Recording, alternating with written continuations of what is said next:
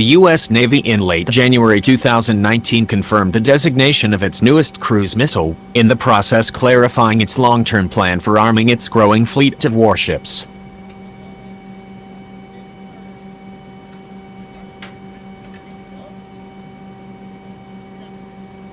The plan heavily leans on one missile, in particular. It's the SM-6, an anti-aircraft weapon that quickly is evolving to perform almost every role the Navy assigns to a missile.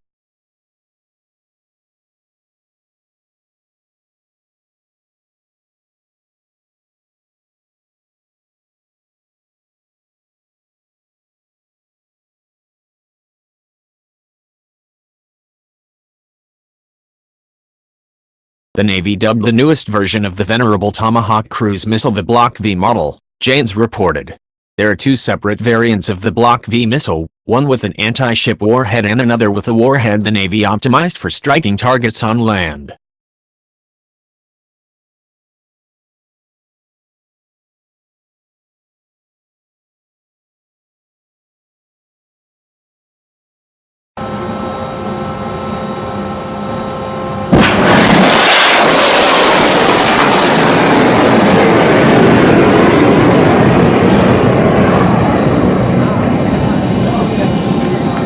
Raytheon's Tomahawk has been the subject of controversy in Washington, D.C.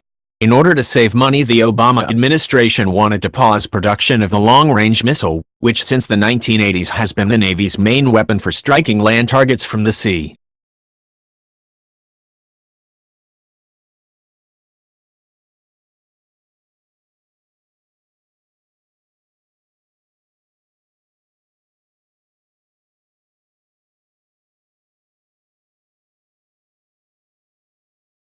Congress overruled the Obama administration and continued buying Tomahawks for roughly $1 million apiece, adding potentially hundreds of the missiles to the thousands the fleet already possesses.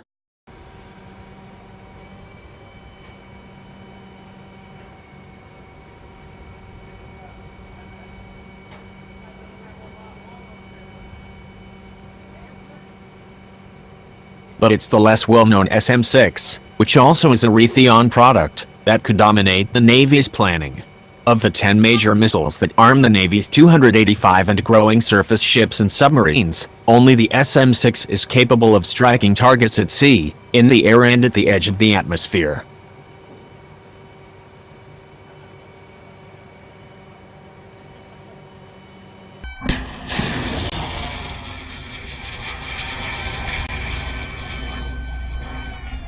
The Navy plans to buy 1,800 SM-6s through 2026 at a total cost of $6.4 billion. The missile arms certain destroyers and cruisers equipped with the Aegis radar system. As of late 2018, the U.S. fleet included 38 Aegis warships that are compatible with the missile defense interceptors such as the SM-6. The Navy wants to grow that number to 41 in 2019.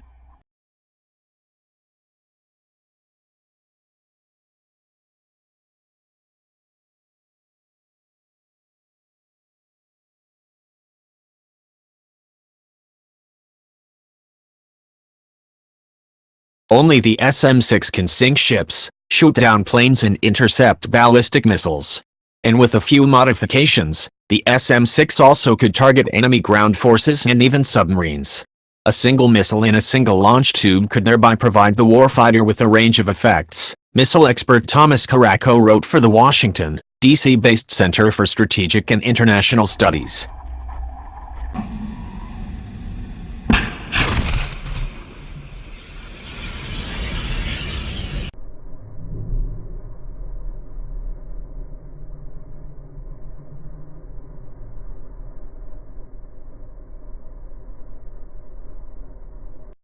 The SM-6 is a Frankenstein's monster that features components Raytheon borrowed from other missile types. It combines the seeker and blast warhead of an advanced medium-range air-to-air missile and the airframe of the Navy's older SM-2 surface-to-air missile.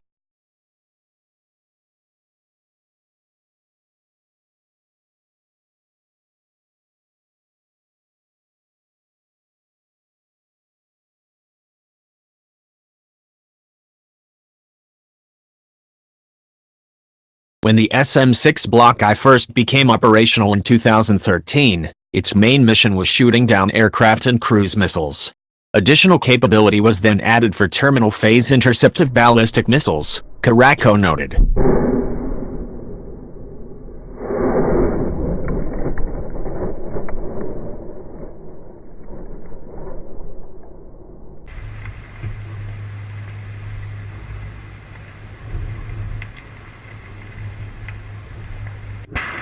The Navy further tweaked the missile's sensor, producing the Block IA version. In a 2016 test, an SM-6 Block IA struck a target on the ocean's surface. Now the SM-6 also is an anti-ship missile.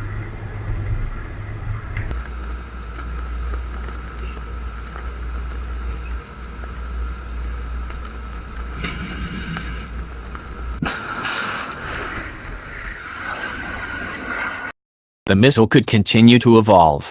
Additional changes to the seeker and warhead could potentially add a land attack mission to the SM-6, Caraco pointed out.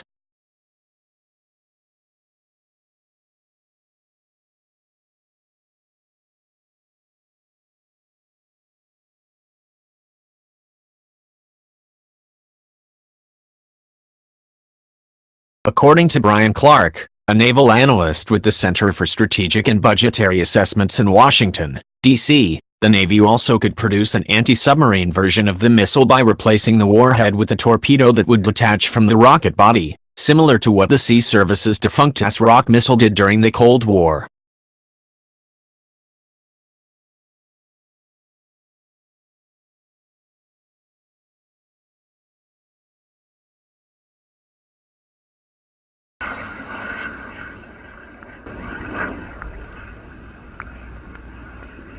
There's just one mission an SM-6 cannot perform without radical modification. Missiles seekers work differently in the air than they do in the vacuum of space. Air friction requires designers to add the cover atop the seeker of a missile that's supposed to function within the atmosphere.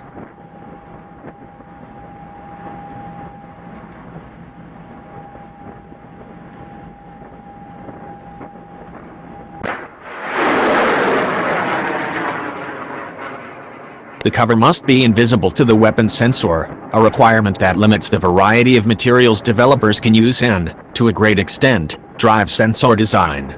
Small tweaks can give a basic radar or infrared seeker the ability to home in on sea, land and air targets.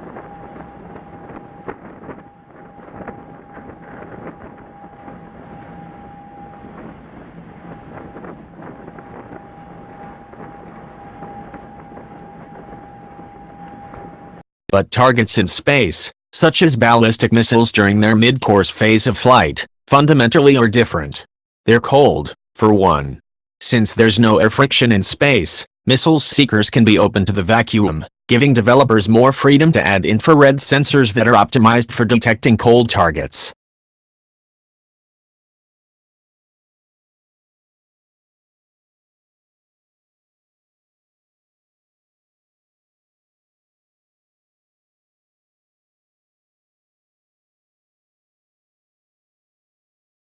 The open versus closed seeker dichotomy explains why the Navy uses closed seeker SM-2S and SM-6S for interceptions in the atmosphere, and special, open seeker SM-3s for interceptions above the atmosphere. Modifying an SM-6 to hit ballistic missiles in space pretty much would make it an SM-3.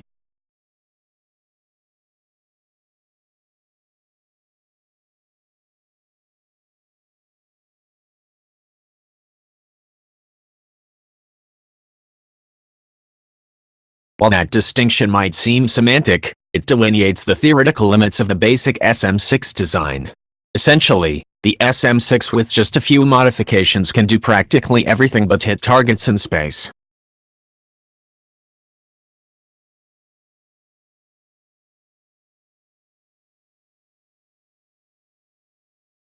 The Tomahawk and its controversies might make headlines, but as the U.S. Navy rearms for high-tech warfare, the SM-6 is the missile to watch.